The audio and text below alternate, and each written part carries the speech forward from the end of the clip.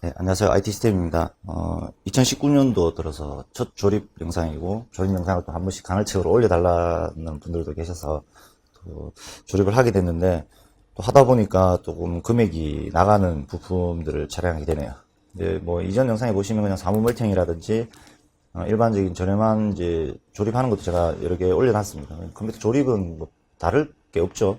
매번 뭐, 똑같은 일의 반복인데, 오늘도 준비를 한번 해서 조립하는 걸 한번 찍어 보도록 할게요. 19년도 1월 달에 첫, 이제, 이게, 아시겠죠? 제가 제품 사양은, 이렇게 영상에 매번 올릴 때마다, 추가를 해드리죠. 네, 사양은 영상의 스펙을 보시면 되고요.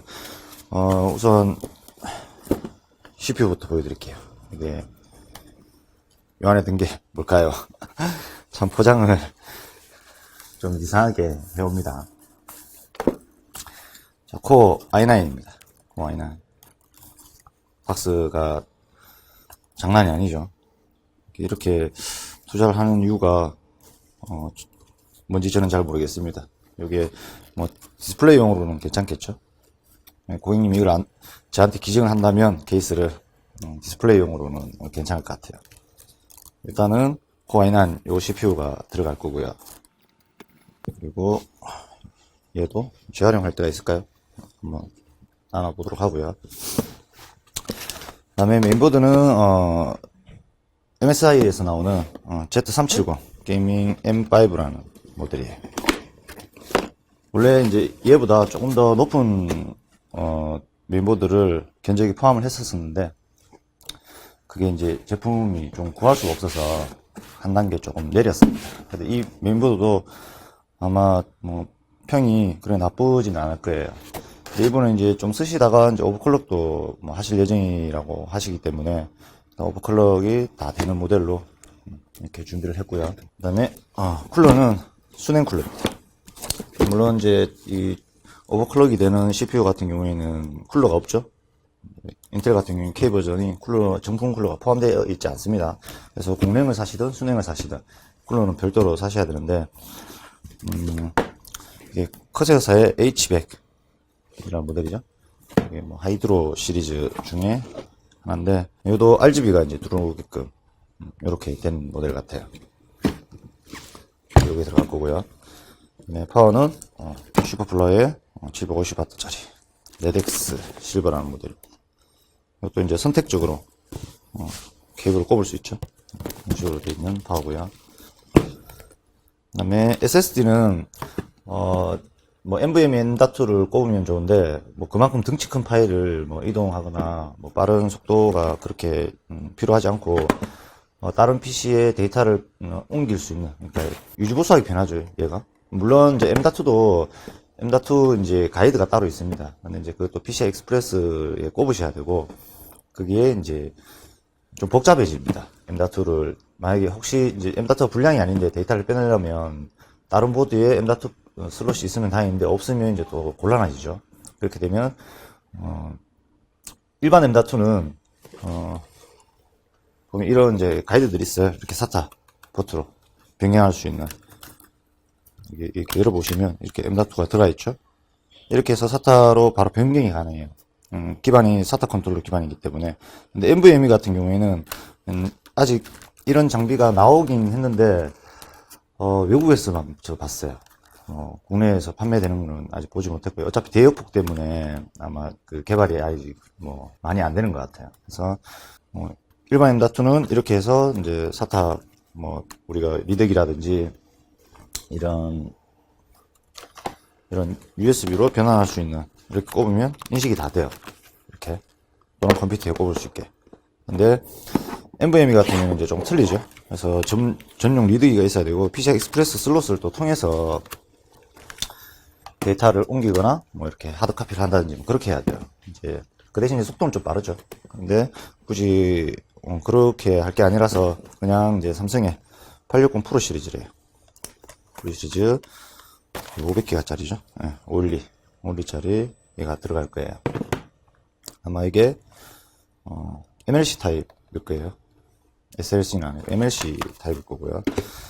그리고 하드는 이제 1테라짜리인데, 웬디의 블랙입니다. 블랙 시리즈고, 속도도 빠르고, 이제 좀 안정성이 있고, 좀 높은 급의 하드라고 보시면 됩니다. 일반 하드보다. 급이 쭉 있습니다. 뭐 서버용 레드 시리즈로 가게 되어 있고요. 이것도 조금 금액이 나가죠. 일반 이제 저렴한 2테라보다 금액이 좀 나간다 보시면 되고, 그다음에 메모리는 16기가짜리 2개입니다. 듀얼 채널로 갈 거고, 이거는 이게 크세어의 이게 금액이 크세어 벤전스 맞죠? 벤전스 뭐 프로라는 모델인데, 이게 메모리가 많이 비싸요. 16기가 2개.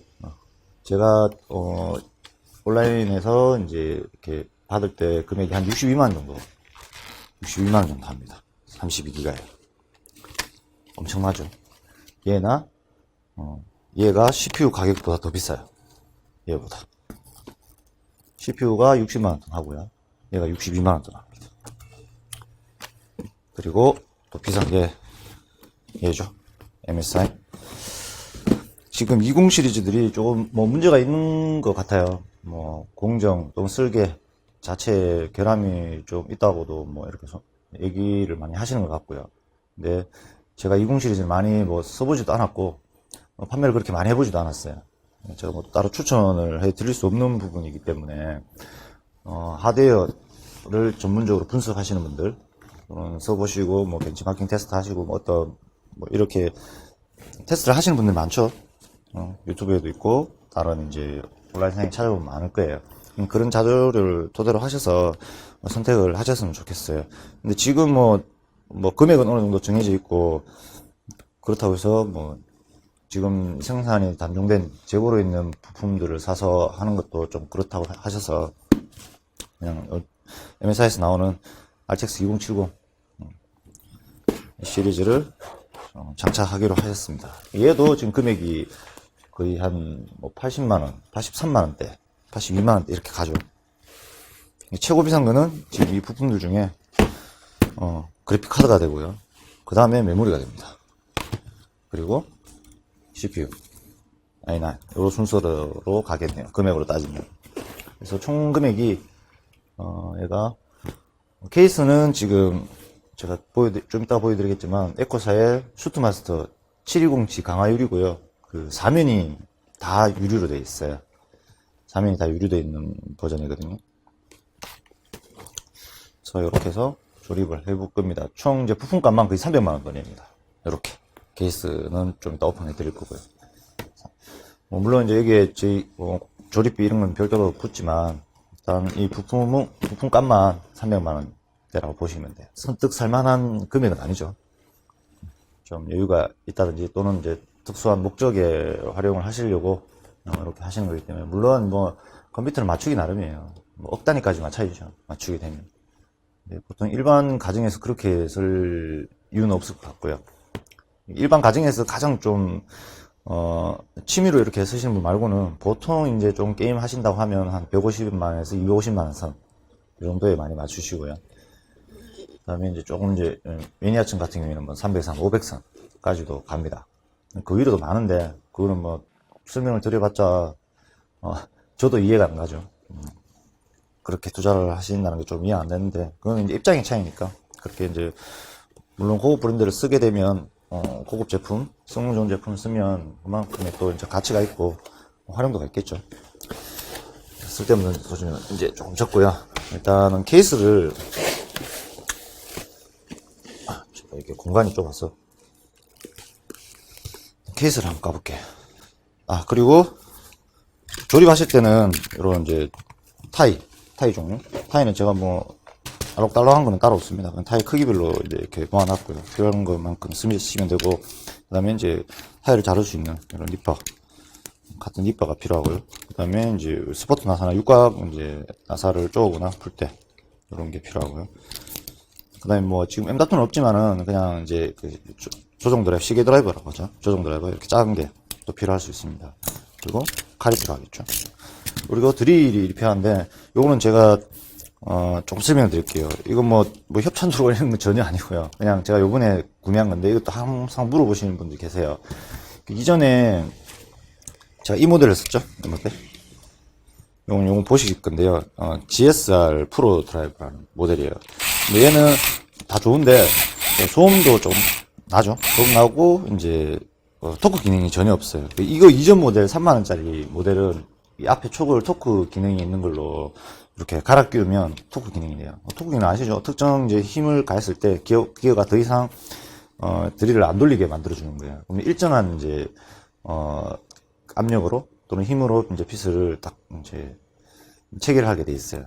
근데 이거는 속도가 그렇게 빠르지 않기 때문에 제가 힘으로 살짝 이렇게 누르게 되면 천천히 돌죠. 이렇게 해서 이제 체계를 많이 했어요.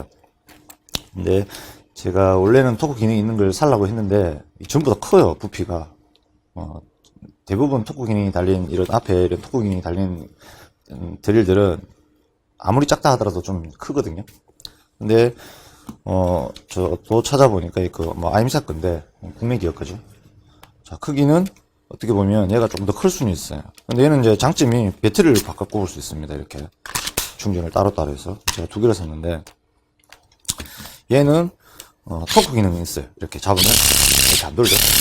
예, 그 다음에 힘 조절도 이렇게 할 수 있고, 저는 뭐 한 2.5 정도, 3 정도 해놓고 이렇게 하는데 컴퓨터는. 그리고 배터리는 갈아 꼽을 수가 없습니다. 한 내장돼 있겠죠. 나중에 문제 생기면 열어서 배터리 셀만 교체를 하면 될 것 같고요. 소리도 훨씬 부드러워요. 앞에 촉은 이것도 항상 물어보시죠. 일자 드라이버 양쪽으로 뺐다 꼽았다 할 수 있는 일자와 십자 교체하는 드라이버를 뒤쪽을 그라인더로 잘라낸 거예요. 뒤쪽을 그라인더로 카팅해내고요. 여기에 이렇게 꼽으면 돼요. 얘 같은 경우에는 이제 안 잘라내야 되죠. 근데 처음에 여기에 꼽는다고 이게 제가 잘랐어요. 이렇게 안쪽에 자석이 딱 붙게끔 했는데 이게 반대쪽으로 되어 있으면 이게 안 들어가요. 이걸 잘라내버리면 이렇게 들어가잖아요. 그죠? 근데 이렇게 썼었는데 얘를 구매하면서 큰 의미는 없어졌어요. 얘는 이제 그냥 이렇게 체결할 수 있게끔 되어 있죠.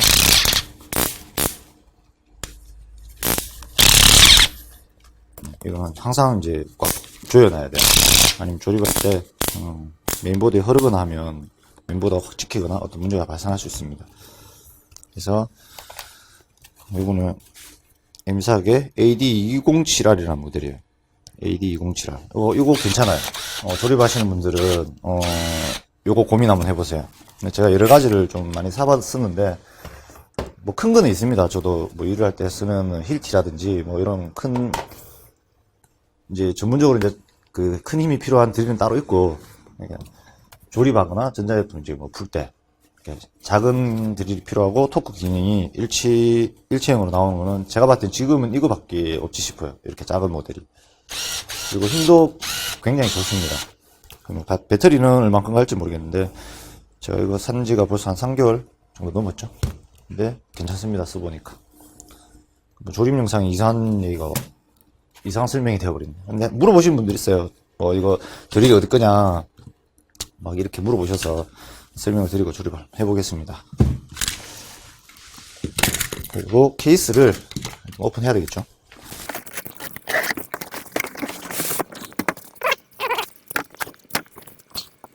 무게가 상당합니다. 이게 에코사에서 나오는 슈트마스터 720G 강화 유리라는 모델인데요. 얘도 이제 LED가 LED 컨트롤러도 있고요. 우리 이제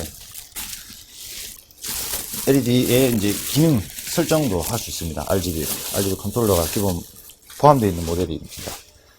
그래서 지금 여기가 뒷면이네요. 뒷면도 유리입니다. 강화 유리고요. 지금 앞면도 강화 유리예요. 그리고 윗면도 강화 유리예요. 보시려나? 여기도 강화 유리로 되어 있고요. 기본적으로 이제 여기 측면도 지금 다 강화 유리죠.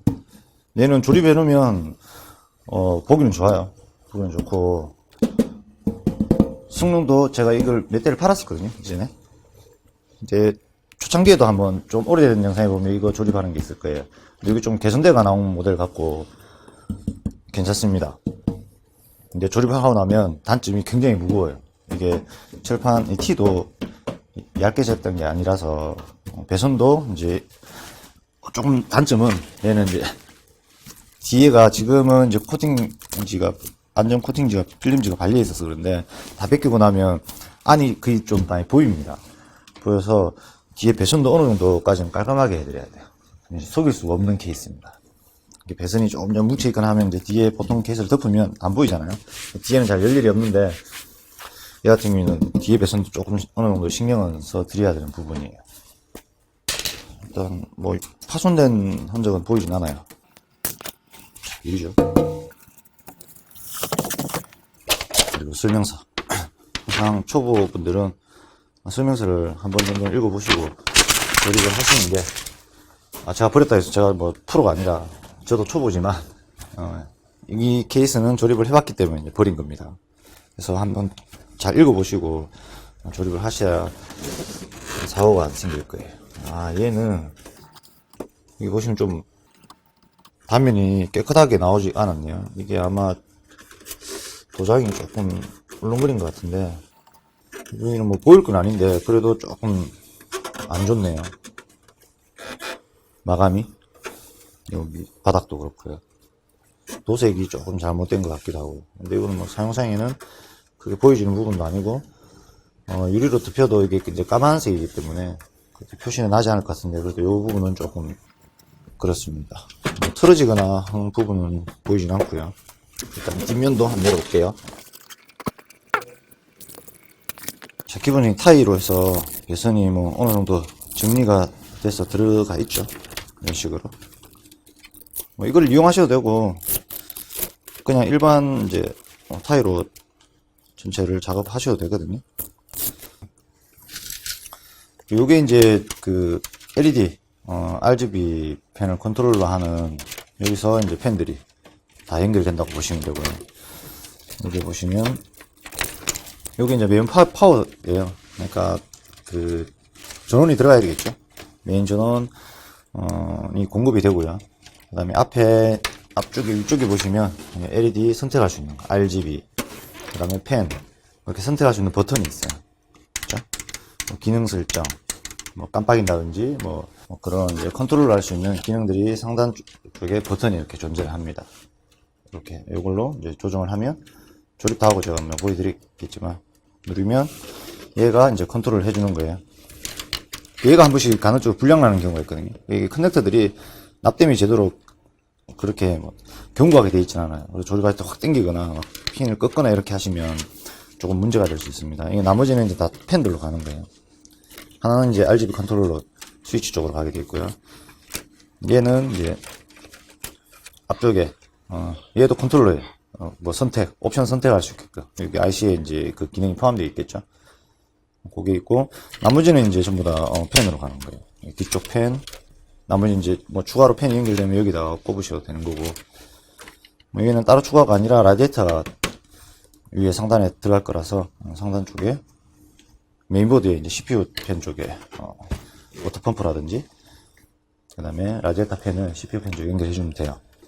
나머지는 똑같습니다. 뭐 선이 많아서 좀 많이 복잡해 보일 수도 있는데 복잡한 게 없습니다. 이런 거는 이제 이렇게 뭐 케이블 배선만 어느 정도 잘 정리해서 뒤쪽에 충분히 이렇게 두께가 나와요. 두께가 충분히 나오기 때문에 여기 맞추셔서 케이블만 어느 정도 정리를 해서 잘 넣어주면 됩니다. 그리고 SSD는 뭐 여기도 달 수 있고요. 일반 하드 뒤쪽에 여기도 할 수 있고, SSD는 여러 개 많이 달 수 있어요. 달 수 있는데 앞쪽에 보면 뭐 2.5인치 베이가 따로 있는 건 아니에요. 모델은 아니죠. 텅 비어 있어요. 보통 여기가 막혀 있잖아요, 이렇게. 그리고 뒤쪽에서 배선을 이렇게 할 수 있는데, 얘는 그냥 배선을 뒤쪽으로 이렇게 뺄 수 있는 메인 요 홀만 있어요. 홀만 존재하고 뻥 뚫려 있어요. 그래서 바람이 잘 빠져나가기에는 좋은 케이스 같죠. 그리고 이제 파워를 장착하실 때 파워펜을 밑에 하단, 케이스 조립 당시에는 하단에 이제 찬공기를 빨아들여서 식히고 밖으로 배출하는 방식이에요. 근데 이거를 이제 여기 하단으로 하면 먼지만 많이 빨아들인다, 또 이런 말씀들이 많죠.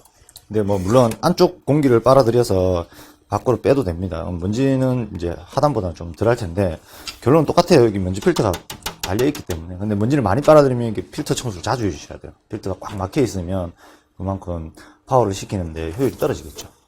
그래서 뭐 이렇게 달든 이렇게 달든 그거는 이제 적당하게 알아서 선택하시면 될 것 같고, 케이스 설계 당시에는 파워를 펜 방향, 흡입 방향이 이제 바닥이라는 거 그래 보시면 돼요. 뭐 위로 하셔도 되죠. 어차피 케이스가 위에 달리는 것도 있잖아요, 파워가.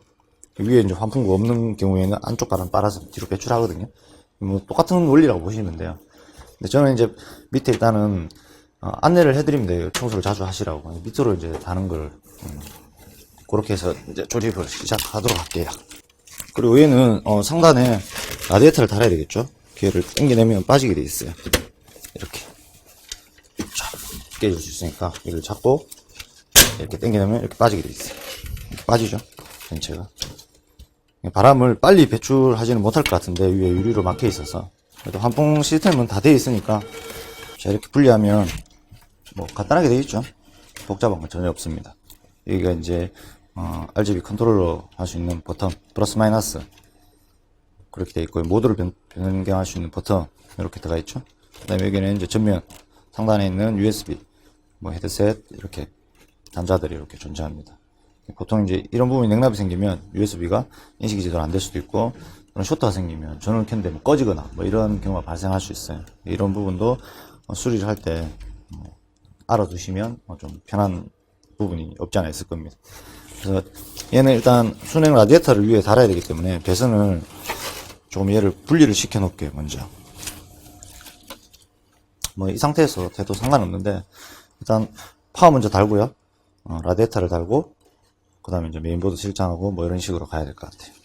일단 얘는 잠시만 다시 꼽아놓고 작업을 할게요. 항상 매번 말씀드리다시피 저는 조립 다이가 그렇게 크지 않습니다. 크지 않아서 조금 불편한 점이 한두 가지가 아니에요.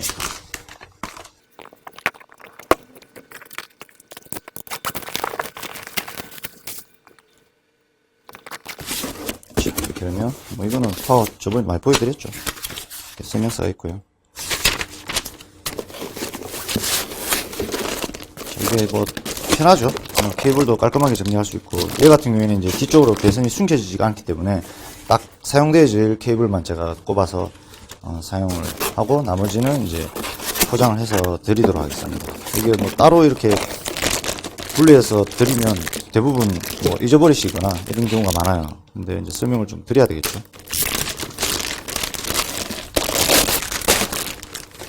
저렇게 되어 있습니다. 편하겠죠. 얘를 일단 여기에 장착을 할 겁니다. 파워를. 이제 제가 또 아까 설명드렸다시피 뭐 이렇게 다느냐, 펜이 바닥으로 가느냐, 그거는 이제 조립하시는 분이 알아서 판단을 하시면 돼요. 저는 이제 바닥으로 가게끔 이렇게 설치를 할게요. 네, 이렇게 들어가고 뒤에 이제 핏을 체결해 주면 돼요.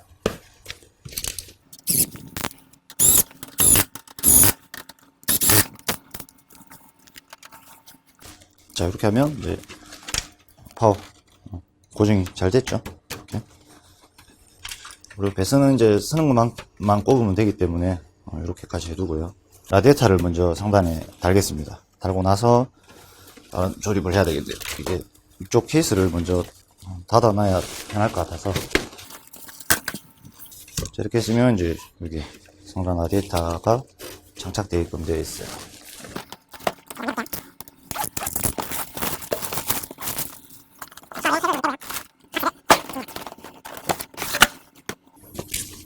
자, 여기도 마찬가지 뭐 매뉴얼이 들어가 있고요.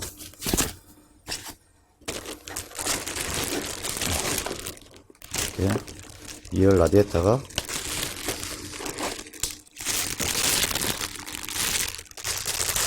오토블럭하고 이렇게 같이 들어가 있어요. 그리고 펜이 2개죠. 그리고 뭐 인텔, AMD 이렇게 조립을 할 수 있는 부품들이 이렇게 들어가 있어요. 요거는 이제 USB 쪽에 뭐 RGB 컨트롤러, 펜 컨트롤러 할 수 있는 케이블이 들어가 있고요. 이렇게 빼고 잠깐 던져 두도록 하고요. 어차피 이제 박스를 챙겨 가실 거면 제가 다시 박스는 포장을 해서 드립니다.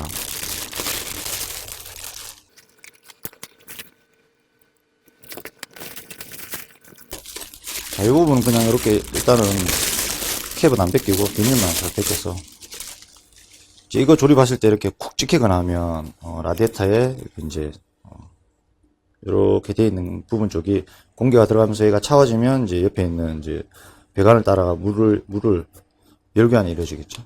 그런 방식이 되어 있기 때문에 이게 쿡 찍히게 되면 막 틀어져요. 틀어지게 되면 바람 흐름을 방해하기 때문에 좀 문제가 되겠죠. 그래서 이렇게 찍히는 부분 드라이버 체계할 때 막 이렇게 찍히거나 뭐 이렇게 하시면 안 돼요.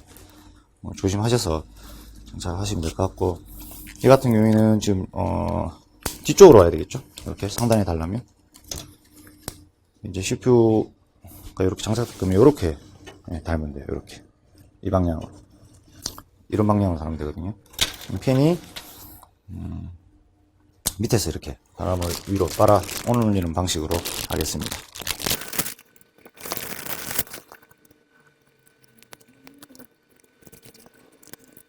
저희도 보면 팬이 선이 두 가지가 있죠.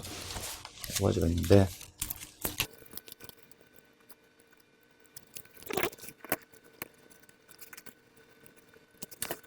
지금 총 이제 팬에서 이렇게 네 가닥이 선이 나오게 돼 있어요.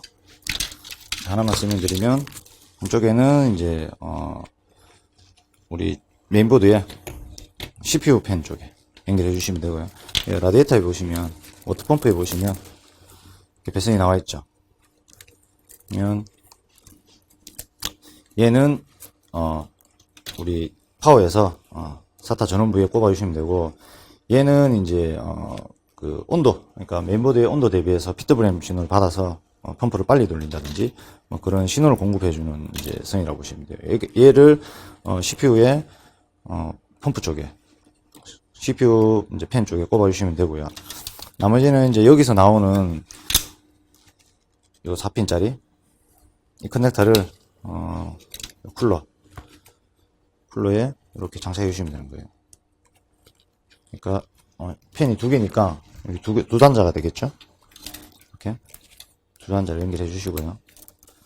그 다음에 팬에 보면 이제 RGB 컨트롤을 할 수 있는 이 커넥터가 또 있어요. 그러면 라지에타에 보면, 워터펌프에 보면 또 이 선이 있어요. 그럼 이건 이제 순서대로 이렇게 꼽아주시면 되는 거예요.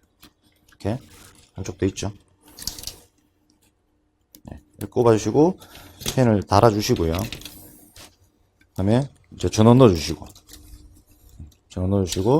CPU 팬 쪽에 꼽아주시면 되는 거예요. 그러면 CPU의 메인보드에서 컨트롤 하는 신호를 받아서 얘가 알아서 라디에이터 팬을 빨리 돌리고 늦게 돌리고 뭐 이렇게 RPM 조정을 하겠죠. RGB도 얘가 이제 컨트롤해서 이렇게 색깔이 바뀔 거고요. 그 다음에 색깔 조정은 아마 이 USB 케이블을 통해서 어떻게 이제 작업이 될 거라고 봅니다. 이런 식으로 되어 있습니다. 이렇게 연결하시면 되거든요. 일단은 저는 이걸 다 빼고 배선 정리를 좀 해야 되기 때문에 빼고 작업을 해야 돼요. 이렇게 연결된다고 아시면 돼요. 뭐 이런 거는 인터넷 찾아보면 저보다 훨씬 더 설명 잘 해놓은 분들이 많을 거예요. 그거 따라 하시면 되고, 저희도 하다 보면 항상 뭐 실수를 하고 거기서 거기겠지 하면서도 하다 보면 또 안 되는 경우도 많아요. 그래서 정확한 자료를, 매뉴얼을 보시고 작업 따라 하시면 될 것 같아요. 공간이 넓으면 좋은데 공간이 좁아서 어쩔 수가 없습니다. 자, 라디에이터를 이런 식으로 달아야 되겠죠. 근데 배선을 밑으로 해서 최대한 깔끔하게 할 거라서 이게 바닥 쪽으로 오고 있고, 그러니까 이렇게 장착이 되니까 뭐 이렇게 놓으면 배선이 위로 가겠죠. 좀 보기 싫으니까 이렇게, 얘도 이렇게. 이쪽 부분이 보통 이제 돌면 바람이 일로 나온다고 보시면 돼요. 이쪽은 흡입이 되고요. 그래서 얘도 이런 식으로 해도 되고요. 또는 배선을 한쪽 방향으로 이렇게 모를 것 같으면 이런 식으로 해서 체결해 주시면 배선이 이렇게 두 개를 뭉쳐서 최대한 안 보이게끔 뒤쪽으로 뺄 수 있겠죠. 저기 보면 이 방향대로 다 피스 홀이 있죠. 여기서 긴 거를 이렇게 꼽아 주시면 돼요. 근데 여기 보면 이제 이렇게 와시가 들어가 있죠. 와시가 들어가 있는 부분은 이 상단 쪽에 홀이 좀 넓기 때문에 이쪽에 와사를 체결하고 핏을 박아주시면 돼요.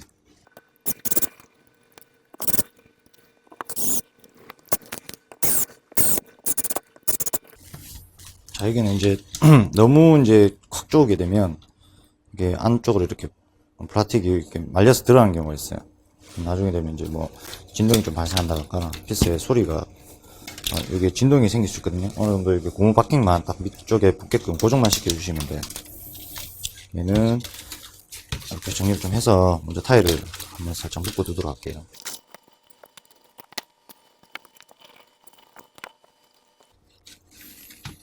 자, 이렇게 이제 다 됐죠. 그러면 이쪽 방향으로 달 거니까 이렇게 해서 상단 쪽에 실장을 시켜보도록 할게요. 이제 선들이 좀 많아졌죠. 그래서 조금 조심을 하면서 조립을 해보도록 할게요. 이렇게 해서 이렇게 넣으시면 되는 거예요. 자, 이제 이게 앞쪽으로 가든 뒤쪽으로 가든 여기 유격이 조금 있어요. 뒤쪽으로 너무 붙이는 것보다는 앞쪽으로 좀 당겨서 최대한 당겨서 이렇게 체결을 하도록 할게요. 여기는 요거 여기에 체결을 먼저 하면 되겠네요.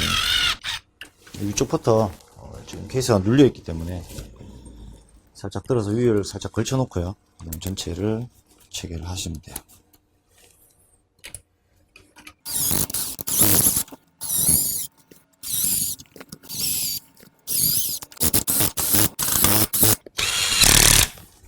자, 이렇게 되면 라제타까지 설치가 다 끝났어요. 그럼 이제 선을 잘 말아서 꽂도록 할게요.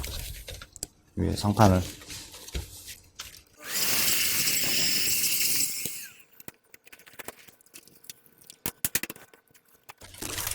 자, 이렇게 되면 이제 라디에이터 설치까지 끝났어요.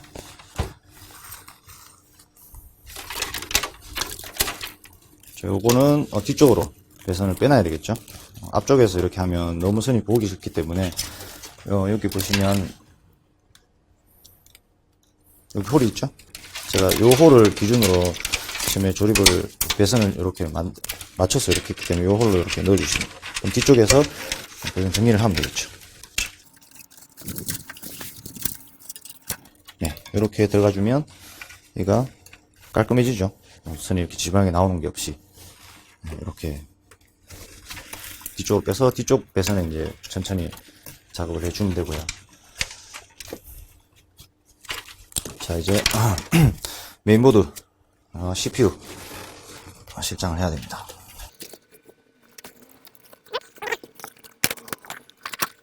장갑에 먼지가 많아서 케이스를 잡으면 계속 지저분해지는데 다 하고 청소를 한번 해드려야 되겠죠.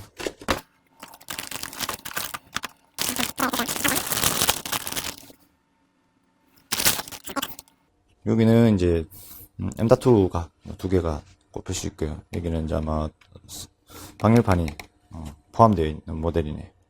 기본. 자, 메인보드는 이렇게 되어 있고요. 그다음에 바닥 쪽에 용 스티커. 그다음에 아이고야. 그다음에 우리 이제 그래픽카드 브릿지 시킬 수 있는 커넥터가 들어가 있고, 뭐 사타 케이블에 어디로 몇 번 포트 가는 이제 뭐 이런 이제 하드 이름 적는 네임 스티커 이런 게 들어가 있죠. 하나는 RGB. 뭐 이거는 따로 지금 쓸 일이 없죠. 이건 지금 따로 쓸 일은 없고. 그다음에 사타 커넥터. 일단 부수적인 건 다 빼놓고 작업을 한 후에. 자, 메인보드에 일단 이 워터블럭이 장착돼야 되기 때문에 뭐 다른 거는 없을 거고, 요게 아마 인텔용일 거예요. 요게 이렇게 움직이게 돼 있죠. 이렇게. 얘는 지금 양면 테이프를 뒤쪽에 붙이게끔 양면 테이프가 이렇게 발려서 나왔는데 붙여 드리도록 할게요. 붙이면 별로 나중에 뛸 때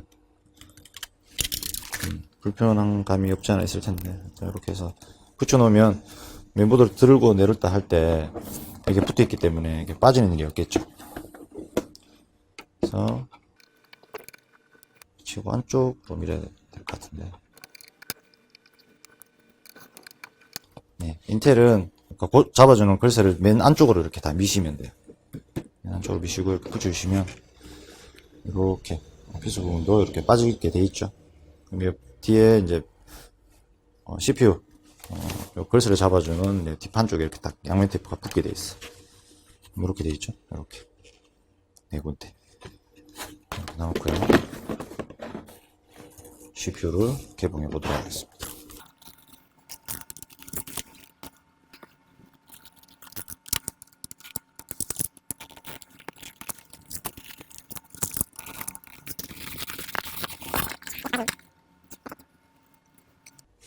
이걸 안쪽에 뭘 박스로 활용할 수 있는 게 없을까요? 향수통을 이렇게 한다든지. 결론은 그렇습니다. 그렇고요. 포장은 잘 해놓으셨네요. i9 9900K입니다. PCB가 좀 많이 두꺼워진 것 같네요. 이전보다. 말들이 많았는데 지금 뭐 수정이 다 된 것 같습니다. 이렇게 얹어주시고요. 얘는 이렇게 해서 케이스가 이쁘니까 그대로 원복을 시키겠습니다. 이렇게 홀로그램 미터가 있을 텐데 점프 마커가 여기 붙어있네. 얘는 여기 붙여야 되는데 상단이니까 앞쪽에 일단 얘를 붙여두도록 할게요. 미리.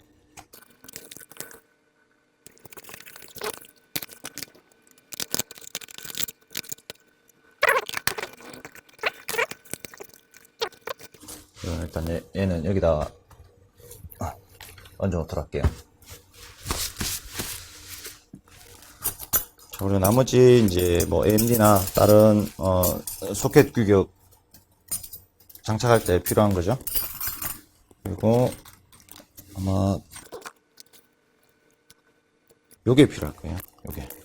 요게 아래 위가 다 또 동일하죠. 그럼 얘를 여기에 꼽아 주시면 돼요.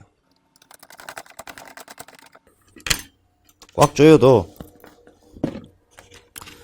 여기에 패턴에 타격을 주진 않겠죠. 이게 조금 이제 올라와 있거든요. 이 부분들이 가이드 부분이 올라와 있기 때문에 이게 타격을 주지는 않을 것 같네요. 이거 이제 조심하셔야 돼요. 이렇게 된 중간에 이제 와셔가 들어가 있는 게 있거든요. 와셔가 들어가 있는 부분은 항상 와셔를 체결해 주셔야 돼요.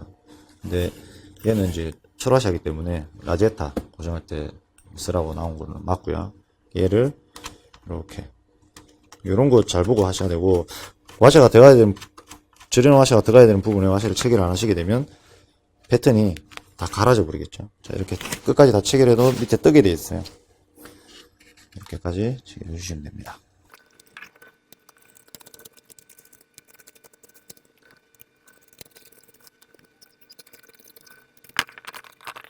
자, 됐죠? 자, 그리고 요거 4개만 있으면 되고, 나머지는 다시 포장을 해서, 자, 이제 플레이트를 장착을 해주면 되겠죠. 이렇게 여기에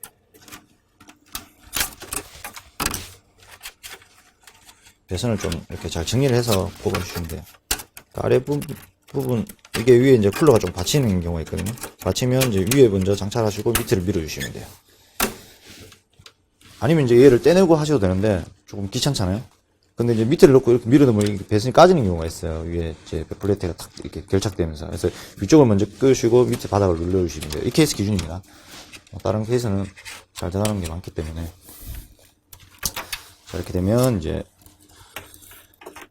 이렇게 장착이 되는 거죠. 이렇게 장착이 되겠죠. 이런 식으로 이렇게 장착되고, 앞쪽을 타일을 이렇게 좀 활용해서 이렇게 좀 이격을 좀 시켜서 이쁘게 정리를 해주면 될 것 같아요. 됐죠?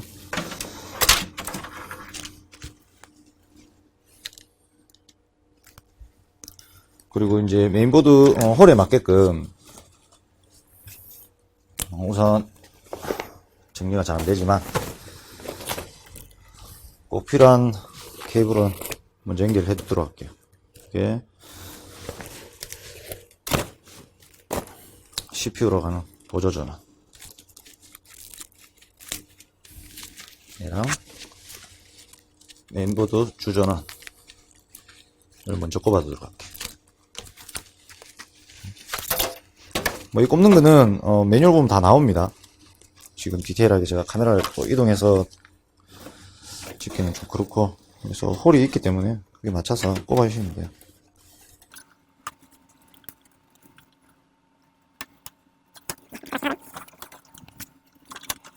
나머지는 조립하면서 꼽으면 되기 때문에 CPU 뒤쪽 배선을 넣어야 되기 때문에 두 개만 먼저 꽂았어요. 이렇게. 자, 그리고 이제 메인보드를 실장하면 되겠죠. 실장 전에 여기 CPU 보조전원 버전을 이쪽 홀로 넣어서 여기 체결을 하면 되겠죠. 넣으시고, 얘는 케이스가 커서 뭐 마지막에 넣으셔도 되는데, 조립할 때 미리 제가 이렇게 당겨서 넣도록 할게요. 이렇게 보조전을 이렇게 빼놓으면 되고요. 그럼 실장할 때 이렇게 같이 하면 되겠죠. 이제 그 다음에 여러분 보여드렸다시피 케이스가 기본 스포트 나사가 이렇게 체결이 되어 있어요. 그렇죠? 4개밖에 없어요. 네, 보드마다 다 틀립니다. 그래서 이 홀을 잘 보고 하셔야 돼요.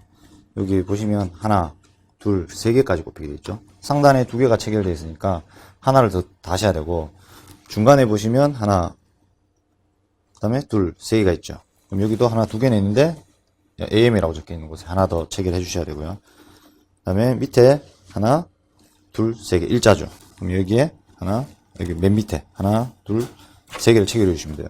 근데 혹시 이제 여기에 체결되어 있는 부분이 있거든요. 케이스마다 조금 차이가 나요. 이 케이스는 이제 일반 ATX 큰 이제 메인보드를 기본으로 이제 장착한다는 가정하에 케이스를 만들어 나올 때 밑에 이렇게 꼽혀 있어요. 여기 꼽혀 있는 부분도 있거든요. 근데 여기는 지금 여기 보시면 없어요. 여기 없죠. 중간에 나사가 없어요. 없기 때문에 혹시나 케이스를 열었을 때 이 큰 메인보드를 달 때 여기에 스포트 나사가 있으면 무조건 빼셔야 돼요. 안 빼시면 쇼트가 나는 거예요. 나사 홀이 없는 곳에 스포트 나사가 박혀 있으면 이런데 이제 닿이게 되겠죠. 기판에 닿이면 쇼트가 나는 거예요. 운이 없으면 이제 메인보드가 사망하든지 또는 이제 메인보드 회로가 뭐 손상을 입든지 그렇게 됩니다. 그래서 이 부분만 정확히 잘 하시고, 스포트 나사를 메인보드 케이스 뒷면에 보시면 피스들이 있죠. 여기에 포함되어 있어요. 이거를 자, 이 메인보드 기준으로 제가 보여드릴게요. 그러면 위에 하나, 둘 박혀 있죠. 그리고 중간에 하나, 2개가 있고, 그 다음 작은 메인보드 같은 경우에 다 적어놨죠. 마이크로 ATX, 미니 ITX, ATX가 이제 A거든요. 그럼 A라고 AM으로 적혀져 있죠. 여기에 다 체결해 주시면 돼요. 여기 A라고 되어 있죠. A. M은 이제 뭐 마이크로나 미니 체결할 때 박아주는 이제 스포트 나사를 체결해주는 위치라고 보시면 돼요. 여기에 이제 ATX 기준 메인보드 이렇게 큰 거를 실장하실 때는 무조건 여기에 이 세 군데에 박혀 있는 피스들은 다 뽑으셔야 돼요. 스포트 나사 혹시 체결되어 있으면 안 뽑으시면 안 돼요. 요것만 주의하시면 돼요. 여기에 메뉴에 하나가 들어가야 되겠죠. 이렇게. 그리고 메인보드 홀을 잘 보시고 이렇게 체결해 주시면 돼요. 여기에 꼽아 주시고, 이제 처음 조립하실 때는 대부분 이제 이걸 잘 지키시는데, 뭐 메인보드가 불량나서 교체를 한다거나 했을 때는 문제가 되죠. 근데 큰 거를 장착하셨다가 작은 걸 꼽을 때는 큰 문제가 안 돼요. 어차피 없기 때문에. 근데 작은 거를 장착하셨다가 큰 메인보드로 바꾸게 되면 작은 곳에 체결되어 있던 스포트 나사를 항상 잘 확인하시고 빼고 큰 나사 쪽으로 다 옮겨 주셔야 돼요. 여기 좀 꼽으시면 안 되는 부분이에요. 이 부분만 조심하시면 돼요. 이 메인보드 같은 경우에는 맨 상단에 3개, 중간에 3개, 맨 밑에 3개예요. 이렇게만 있으면 되는 거죠. 요거만 지켜주시면 첫 조립의 쇼트는 거의 발생하지 않는다고 보시면 돼요.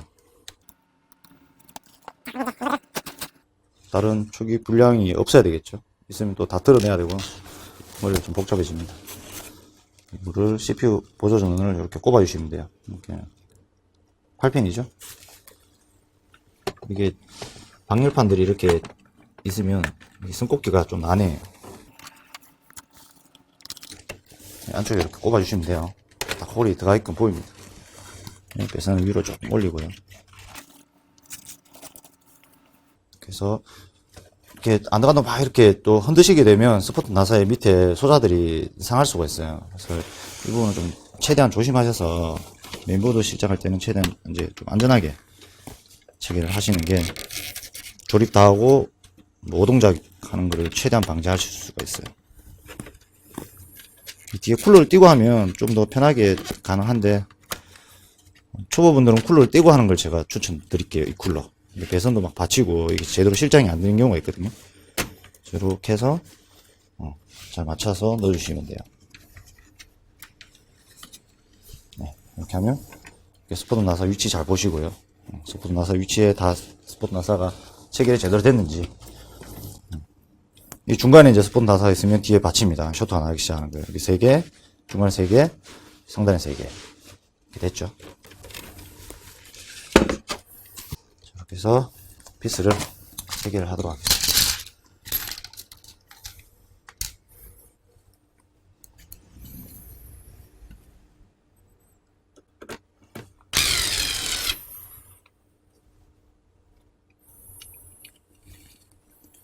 일단 한 2개 정도만 살짝 잠궈 두도록 하고요. 토크를 너무 힘을 세게 하면 안 됩니다. 얘는 저는 얘 기준 한 3 정도 하니까 손으로 어느 정도 딱 체결했을 때 가하는 힘하고 거의 비슷해집니다. 얘는 지금 이렇게 큰 걸 넣게 되면 이 뒤쪽에 케이스에 홀이 지금 요렇게 밑에도 뚫려 있으면 좋은데 지금 홀이 안 뚫려 있어요. 그래서 조금 이제 케이블을 이렇게 올려서 이렇게 이제 배선을 해야 되거든요. 네, 조금 이제 뭐 보기에는 완전 깔끔해 보이지는 않을 거예요. 이 케이스를 MATX 기준으로 하게 되면 뒤에 홀이 다 뚫려 있거든요. 이렇게 해서 깔끔하게 이제 배선이 되는데 얘는 이 파워가 나온 쪽으로 해서 이렇게 배선을 해야 되고 아니면 이거 드러내서 이 바닥 쪽으로 해야 되는데 밑쪽에 이제 뒤쪽에 이렇게 딱 맞기 때문에 케이블이 까지면서 쇼트가 날 수 있는 부분이 없지 않아 있을 겁니다. 그래서 이거는 조금 조심을 해야 될 것 같고요. 얘를 일단은 체결을 하고 나서 뒤쪽으로 배선을 하고 손을 떼야 되겠네요. 그렇죠? 이렇게 하는 게 안전할 것 같습니다.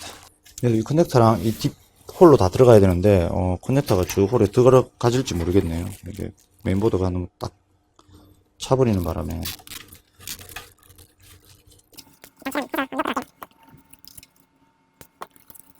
커넥터가 지금 SATA 커넥터죠. 얘가 일로 들어가줘야 되는데 들어가기가 만만치 않을 것 같은데요.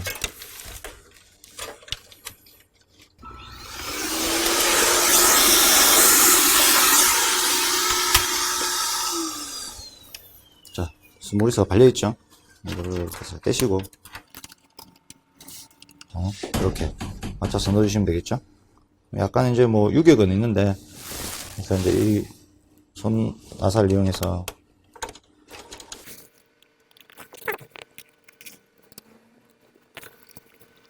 USB 얘도 들어가야 되거든요. 커넥터가 뒤로 들어가야 될 배선이 좀 많습니다. 많아서 좀 애매하긴 한데 어떻게든 간에 일로 다 들어가야 될 것 같네요. 자, 이게 USB 형식이거든요. 마이크로 USB 단자 형식이라서 이렇게 꼽아주시고 뒤쪽으로 해서 같이 들어가 주면 돼요. 근데 얘가 메인보드가 완전히 딱 걸리죠. 그래서 좀 풀겠습니다. 뭐 어쩔 수 없어요. 좀 풀고 다 넣었습니다. 보여드릴까요? 자, 이렇게 됐죠. 이렇게 빠져서 뒤쪽으로 넣어드렸어요. 뺄 때 좀 고생하겠죠. 메인보드 또 드러내야 되고. 그렇다고 해서 이걸 밖으로 이렇게 해놓기는 조금 그런 것 같아서 이렇게 정리를 했어요.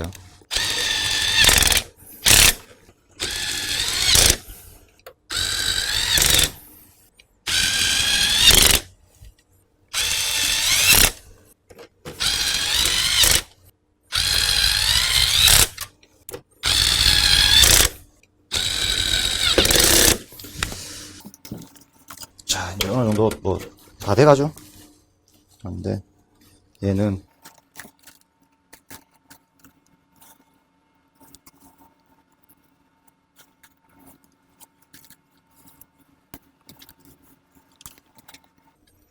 자, 이 정도 선에서 마무리를 짓도록 하겠습니다. 자, 됐죠. 이제 어느 정도 핵심 부품은 CPU, 뭐 쿨러 장착 다 됐고요. 그래픽은 맨 마지막에 이제 꼽으면 되는 거고, 보면은 그렇게 깔끔하게 안 해도 되는데, 문제는 얘는 뒤에가 투명하죠. 그래서 어느 정도까지는 해줘야 됩니다. 뒤에를 개판으로 해놓으면 욕들 먹겠죠.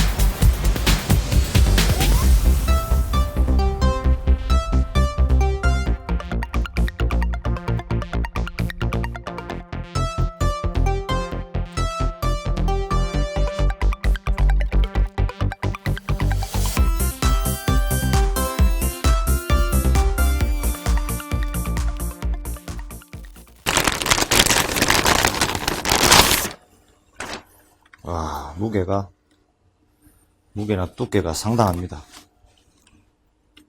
공랭 라디에이터가 굉장히 커요. 두꺼워요. 열 방출은 굉장히 잘 될 것 같네요. 일단 장착을 하고,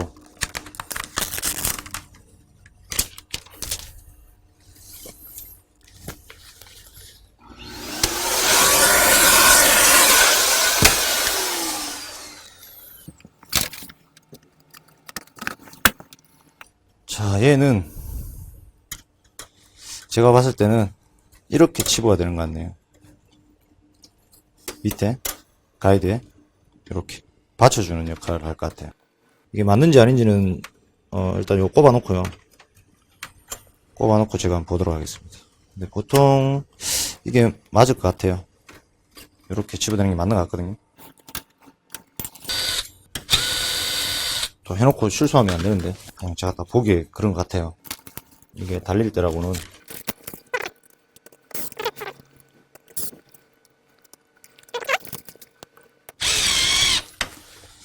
MSI는 참 요즘에 신경을 되게 많이 쓰는 것 같아요. 보기에도 이런 아이디어 상품까지 지금 개발을 어쨌든 한 거잖아요. 맞죠? 수평을 최대한 잘 맞춰서 이게 그닥 효과가 있어 보이지는 않을 것 같은데 효과가 아예 없지는 않을 것 같고요. 조금 있겠네요. 이게 맞다면. 네, 이제 이렇게 되면 뭐 여기를 또 지지해주는 뭔가 아니면 앞쪽으로 연결해주는 게 있어야 이게 전체가 지지될 것 같은데 모르겠습니다. 저는 기존에 하던 대로 케이블로 어느 정도 잡아주도록 할게요. 케이블만 이용하더라도 그래픽 지지하는 데는 큰 문제는 안 생겨요.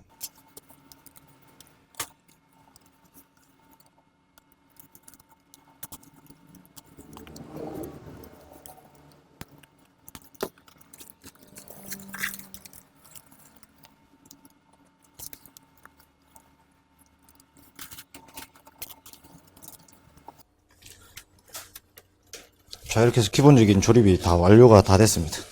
됐고, 그다음 제게 그렇게 팀이 있어 보이진 않죠. 이제 그래픽이 딱 쓰면 케이스가 세로로 쓰면 조금 힘 받을 텐데 이게 이렇게 하는 게 맞는지는 제가 한번 다시 보겠습니다. 근데 구성되는 게 이렇게밖에는 안 될 것 같네요. 아니면 이제 이 상단 쪽에 한 번 더 덧대서 이렇게 할 것 같기도 한데 이거는 제가 메뉴를 다시 한번 보고 잘못됐으면 수정을 하든지 그렇게 해야 될 것 같아요. 근데 이게 꺾이는 각을 보면 여기에 덧대서 체결하는 부분은 아닌 것 같아요. 이게 이렇게 각이 있죠. 여기 들어가면 이게 받쳐서 안 될 것 같죠. 밑에 받치는 게 맞을 것 같아요. 고무 패킹도 이렇게 있는 거 보니까. 이건 다시 확인해서 제가 테스트를 하도록 하겠습니다. 일단 주변 청소를 좀 하고요. 그 다음에 이제 프로그램을 깔고 에이징 테스트를 또 해봐야 되겠죠.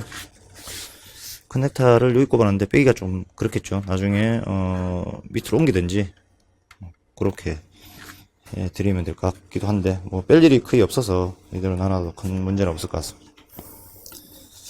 자, 이렇게 해서 밑에 상단 배선 정리들 아지에타 달린 거 됐죠. 이제 뒤에 배선만 조금 정리를 해서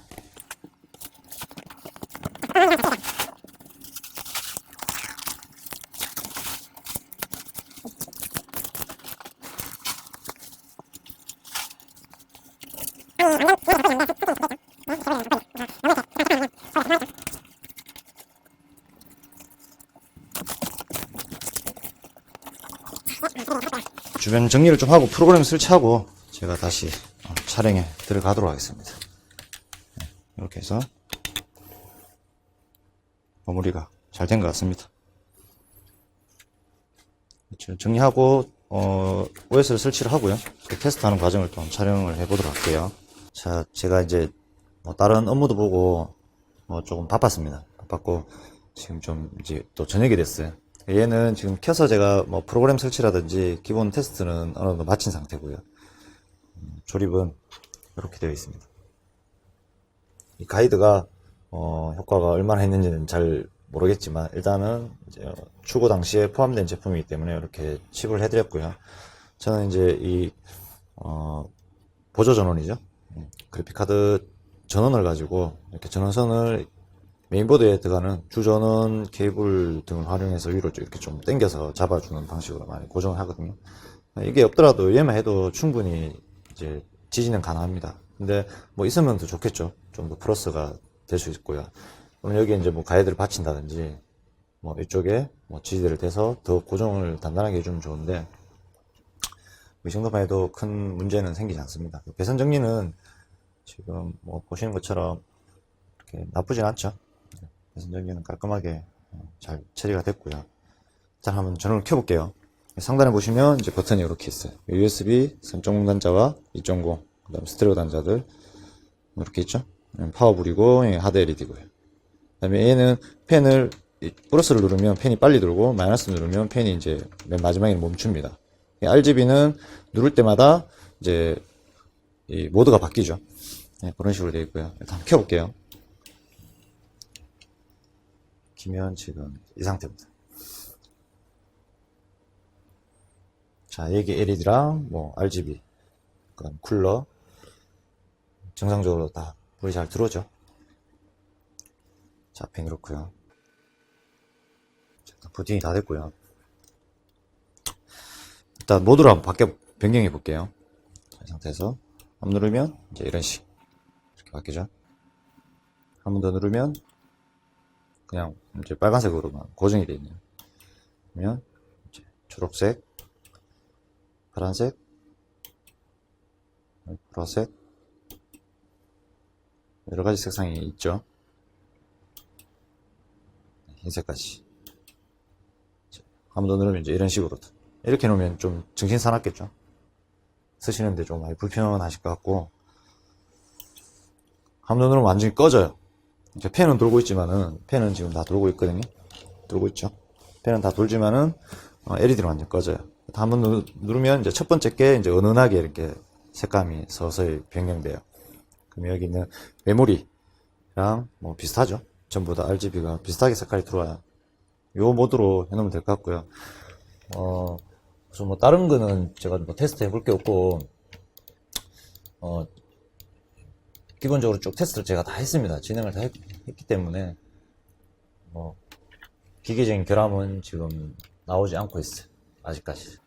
그냥 9900K입니다. 온도하고 기본적인 것만 테스트를 한번 해볼게요. 보면 이제 8코어, 이모부터 치보니까 8코어 16스레드예요. 아이들시 온도가 지금 27도. 현재 평균이 지금 이제 27도죠. 최고 44도. 쿨러는 이제 퍼프가 정상으로 잘 가동되고 있다고 보시면 되고요. CPU 아까 한번 돌렸죠. 제가 2010이랑 이제 점수가 나와 있어요. 한번 더 돌려보겠습니다. 얘도 한번 돌려보고요. 그리고 여기도 지금 하나 더 있어요. 얘 같은 경우에는 지금 제가 많이 쓰던 이제 수트마스터 이 케이스죠. 얘도 뭐 나쁘지 않습니다. 케이스가. 그래픽 카드는 똑같거든요.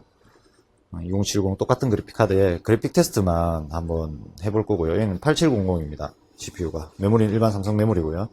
메인보드는 이제 박격포입니다. MSI. 박격포가 이제 들어가 있는 상태고요. 뭐 하드웨어 기본적인 게 틀리기 때문에 일단 뭐 그래픽만 테스트를 한번 해볼게요. 이거 뭐 기준이 없이 지금 하는 거라서 지금 얘 같은 경우에는 지금 아무것도 안 하고 있는 상태예요. 20도, 19도, 뭐 평균 19도, 20도. 그레이크고 메인보드는 B360 박격포고요. 그래픽은 이제 동일하죠. 이 상태에서 해상도를 얘는 모니터가 옛날 거라서 1280, 1024가 풀일 겁니다. 이걸 해서 한번 돌려보고요. 얘도 시네벤치를 한번 돌려볼게요. 자, CPU, 메모리, 메인보드가 틀립니다. 틀리고 그래픽은 똑같죠. 일단 CPU부터 한번 볼게요. 자, 아까도 여기 돌려봤죠. 1395 i9하고 8700하고 네, 저기는 지금 끝났어요. 맞죠? 2044 맨 처음에 했을 때보다 점수가 조금 더 높게 나오네요. 2044라는 점수가 나왔죠. 그리고 닫고요. 다른 것보다는 그래픽 카드가 똑같기 때문에 그래픽만 테스트 한번 해보겠습니다. 얘는 그냥 1280, 1024로 해놓고요. 일단 실행을 시켜두도록 할게요. 실행만 시켜두고요. 얘는 136이죠. 점수가 8700 버전입니다.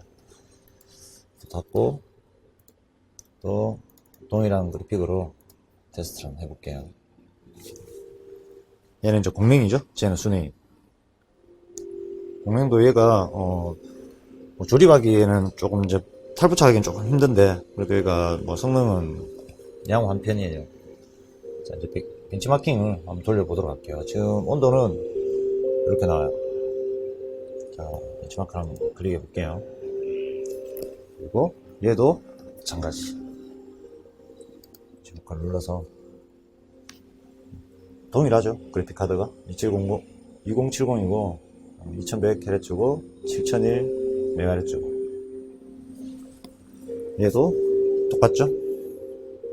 똑같아요.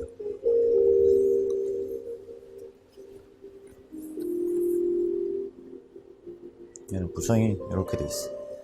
아직까지 팬 안 돌죠. 얘가 한 62도 정도, 63도 가까이 올라가면 팬이 돌아요. 다른 그래픽 배우는 환경이 다 틀리기 때문에 점수가 어떻게 나오는지 한번 보려고 그냥 찍어 보는 겁니다. 나머지는 제가 테스트를 다 했고요.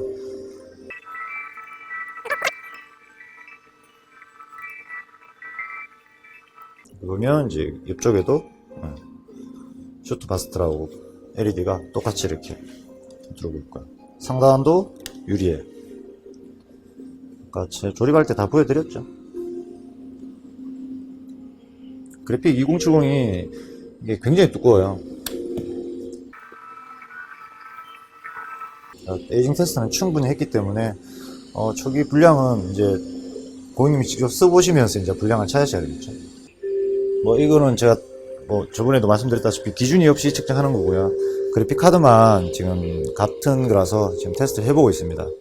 그리고 뭐 이런 거 같은 경우에는 대부분 이런 프로그램을 이용해서 전문적으로 분석하시는 분들이 계시죠. 예, 그런 분들 자료를 참고하시는 게 좋고요. 저는 그냥 이제 조립을 해서 테스트 해드린 것 밖에 없어요. 한번 보자는 거죠. 어떻게 나오는지. 예, 여기는 끝났어요. CPU는 거의 뭐 사용률이 거의 없어요. 이거는 지금 윈도우 8로 나오는데 아마 이 프로그램 버전이 옛날 거라서 아마 그럴 것 같네요. 뭐 최신 거를 다운 받으려는데 이 버전을 지금 찾지는 못했고요. 이렇게 그렇죠? FPS가 209, 최대가 338까지 나오네요. 나오죠? 저 온도는 뭐 59도, 60도 이렇게 왔다 갔다 하네요. 얘도 끝났어요. 쟤는 이제 209 그리고 최대가 338이죠. 얘는 301, 187이 나오고 아무래도 뭐 CPU, 그 다음 메모리, 메인보드 이게 영향이 없지는 않겠죠. 당연히. 일단은 프로그램상 기준이 이렇습니다. 조립 조립을 하고 나서 팬이 제대로 안 돌든지 뭐 LED에 이런 이제 문제점은 지금 보이진 않고요. 제가 이제 테스트를 좀 더 길게 해봐야 되겠죠. 이제 하고 나서 어느 정도 청소를 하고 이제 뚜껑을 다 덮고 그렇게 해서 이제 출고를 해야 됩니다. 그래서 이번에 또 영상이 언제 올라갈지 모르겠지만 이제 또 조립 영상을 한번 찍어서 편집해서 한번 올려보도록 하겠습니다. 뭐 제가 뭐 실수한 부분이 뭐 있으면 댓글로 달아주시면 되고요. 그렇습니다. 네, 이번 요 i9 조립기도 조립이 잘 됐고 둘 다 오늘 총 3대를 조립을 했는데요. 조립이 다 잘 됐어요. 조립이 잘 됐고 한 대는 수령해 가셨고 그래서 좀 오늘도 많이 늦었어요. 제가 다른 일하고 같이 병행을 하다 보니까 정신이 좀 없어요. 뭐 일이 없을 때는 계속 없는데 있을 때는 또 계속 밀려서 들어오기 때문에 그게 좀 이제 피곤이 조금 쌓이죠. 그래서 이번 컴퓨터 조립기도 여기서 마무리를 짓도록 하겠습니다. 감사합니다.